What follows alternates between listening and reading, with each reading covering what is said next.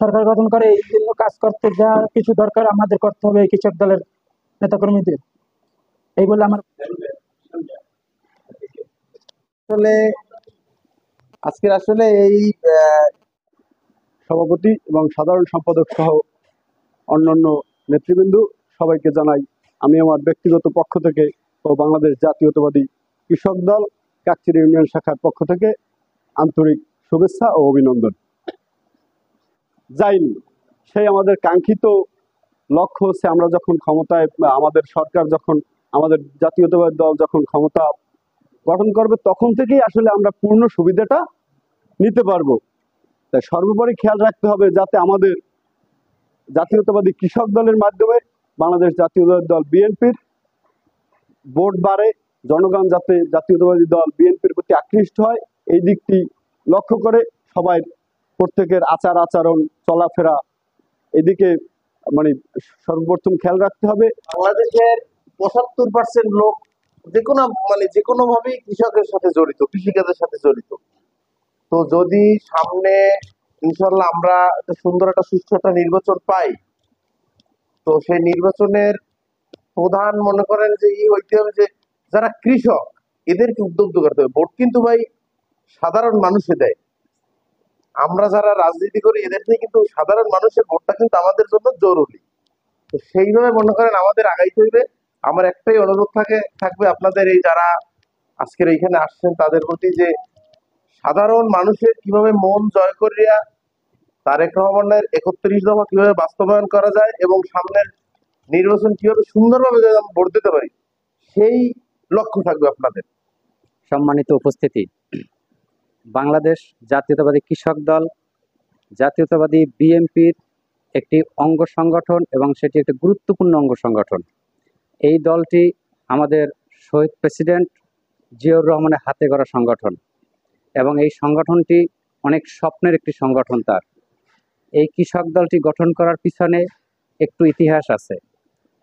যদি বাংলাদেশকে অর্থনৈতিকভাবে মজবুত করতে হয়, দৃঢ় করতে হয়, তাহলে মাঠ পর্যায় থেকে প্রত্যেকটা মানুষকে অর্থনৈতিকভাবে এস্টাবলিশ করতে হয়।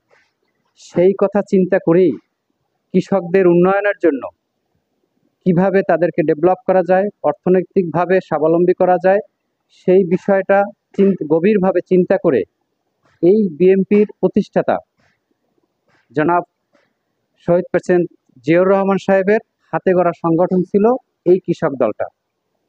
উত্তরাঞ্চলে দেখবেন এখনো কিন্তু তার ছোঁয়া উত্তরাঞ্চলে রয়ে গেছে।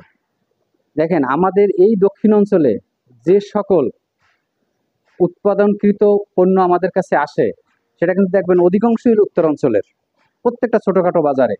কারণ হচ্ছে যখন তিনি কাজটা শুরু করেছিলেন তখন সে তার নিজের এলাকা থেকেই শুরু করেছিলেন।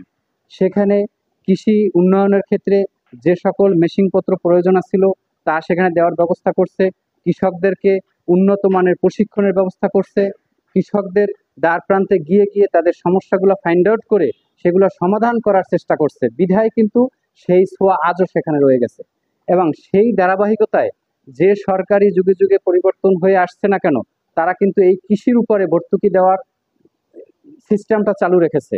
এই কৃষকদেরকে ডেভেলপ করার জন্য এটি বাজেট হয়, সেই বাজেটে কিন্তু কৃষি ক্ষেত্রে যথেষ্ট পরিমাণ কিন্তু অর্থ থাকে যেটা তাদেরকে ভ্যাকেন্সি দেওয়ার জন্য রাখা হয়। কিন্তু আমরা এতটাই দুর্ভাগ্য যে আমাদের এই অঞ্চলে অনেক কৃষকরা, অনেক মানুষ জানে না যে আসলে কৃষকদের জন্য কি কি সুবিধা রয়েছে।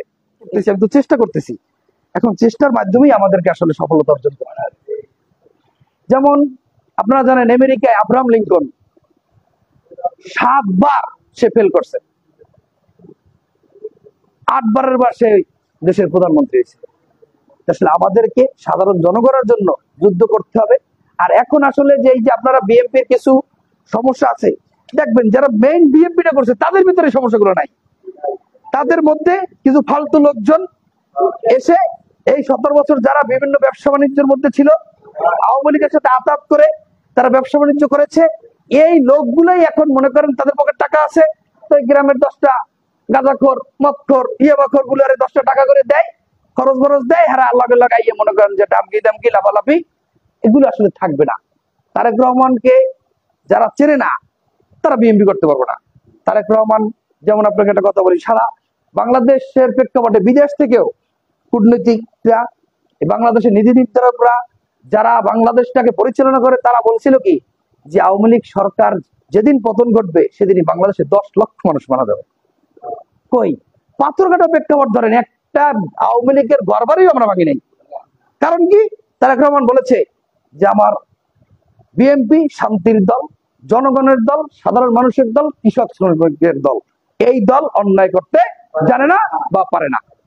যার বহিঃপ্রকাশই কিন্তু আমরা এই অন্যায় অত্যাচার কোথাও করি নাই।